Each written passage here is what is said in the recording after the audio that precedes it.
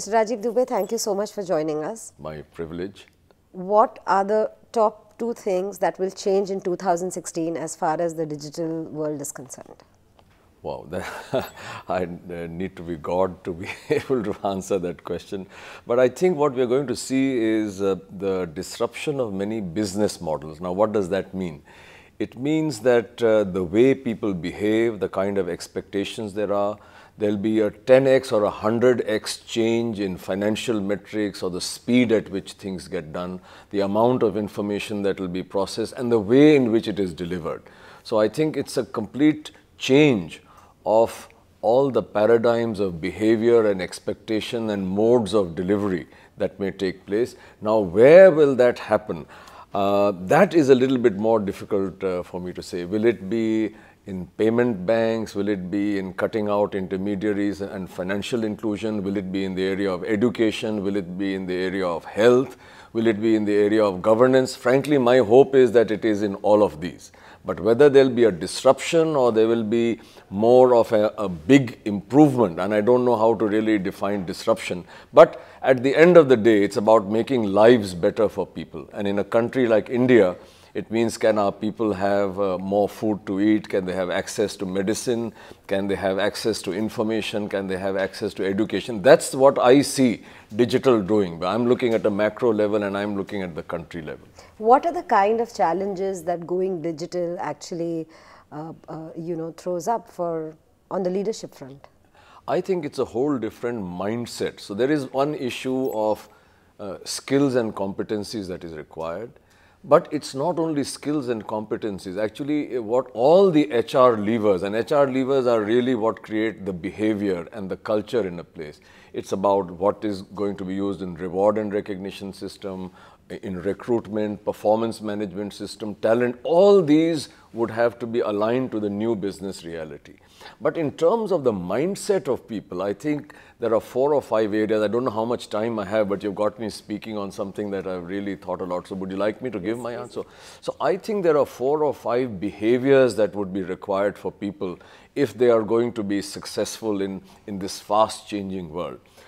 Number 1 is the ability to use the whole mind in any situation, where you combine the left brain of logic and rationality with the right brain of intuition and connection and empathy. So that is going to be important. I think people would have to be multipliers of engagement, of energy, of creating a sense of ownership, because the old command and control method, which is diminishing of all these things, that's not going to work, because there's so much information, so much change that command and control won't work. So you need the opposite of command and control. Number 3, you need a lot of experimentation. And for that, you need people who know how to manage fear and leverage failure. And that is going to be really important, I think, in the Indian context. For us, failure is a calamity, right? Whereas if you go, I'm told, to the Silicon Valley, people wear their failure as a badge of honor. If somebody hasn't failed, he's not really worth talking to, because it's really actually only out of failure that you create success. So it's about experimentation, it's about rapid prototyping, and that attitude to do that.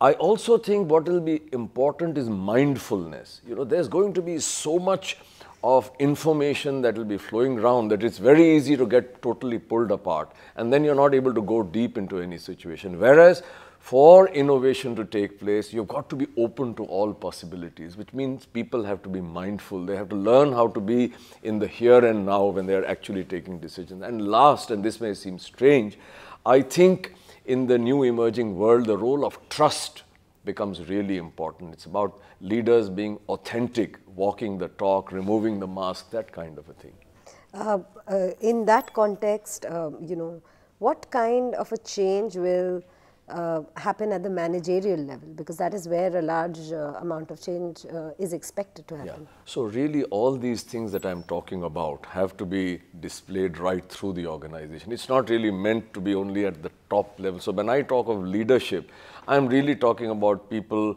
anyone who has somebody else who's looking up to him or her for direction.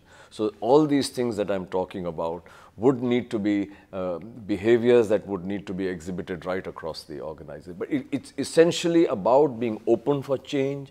It's about being comfortable with ambiguity. It's about having the courage to take risk and experiment, and fail, but fail quickly and learn from that failure to create success. And be able to work with teams. You know, digital mastery or digital disruption is not only about technology, it's a huge amount of change management that is involved, and you have to combine these two. What kind of an impact do you see that having in terms of numbers on the workforce? You know, there could be one, of course, directly speaking, you could see machine replacing man. But on the other hand, there'd be a lot more opportunities that could be created which will create employment. And especially for a country like India, I think we have to be very mindful that whatever we do, we have to be creating employment. Because we have a huge population, a huge young population. We talk about a demographic dividend. But you know, this dividend can really turn into a nightmare if you're not able to provide jobs and employment and employability.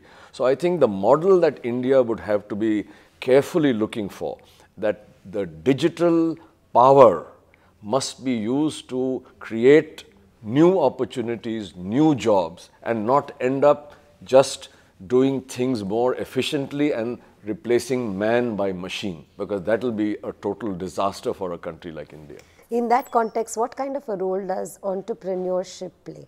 Very important, because I think what is going to happen, the future of work or the nature of employment, I think more and more there will be entrepreneurs, there will be self-employment, and less of working in large organizations. There will be a lot more of free agents, skilled people, you know, almost like a sword for hire. That's a terrible word to use. But people who are skilled, but who don't want to necessarily work for 10 years in one company. They work in assignment and move from assignment to assignment.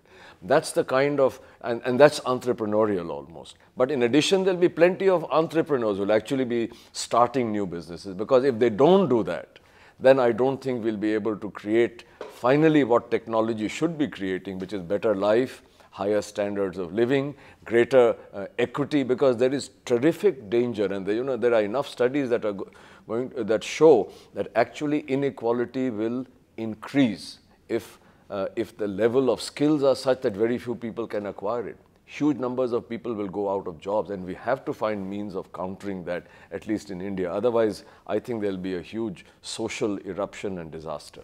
Where do startups fit into this whole change? I think that a lot of the change will actually be driven by startups. Even large companies will spawn startups, or will spawn within their businesses pockets of startups. So the either actually strictly defined startups or startup type of behavior within large organizations is actually going to play a very, very important role, because it's about innovation, it's about change, it's about nothing being right and successful for any length of time. But there are also some people who believe that, you know, the minute a large company actually either takes over a startup or attempts to build one, the startup actually ends up being killed. Yeah. Because just by nature, culturally... So you're right that if you apply the same norms and the same behavior and the same metrics that you use in a large business to the new startup, then you'll kill it. And that's where the skill lies. How do you structure and how do you spawn startups even within a larger ecosystem of a large company? In fact, there are many people who believe that really what is going to work is the garage culture in a large organization, because that is what will be sustainable, whereas a lot of the smaller startups will not be able to scale up. So do you see, you know, many Indian companies embracing this well, garage I know culture? for sure that there are many Indian companies that are trying to embrace it, because if they don't, they may not last very long. They may not be able to grow and be profitable and be competitive. One thing about disruption that gives you sleepless nights? If people refuse to change, I think that is what, that am I becoming fossilized? Am I so set in my old ways? Is success, if I had any, going to be the reason for my failure? Is somebody else catching up? Not only those that I can see, but some of those that I can't see from a direction. So it's about having almost a constant paranoia and a 360 vision of what's happening, and then trying very hard and hoping for the best. All right, Mr. Dubey, thank you so much for joining us. You're welcome.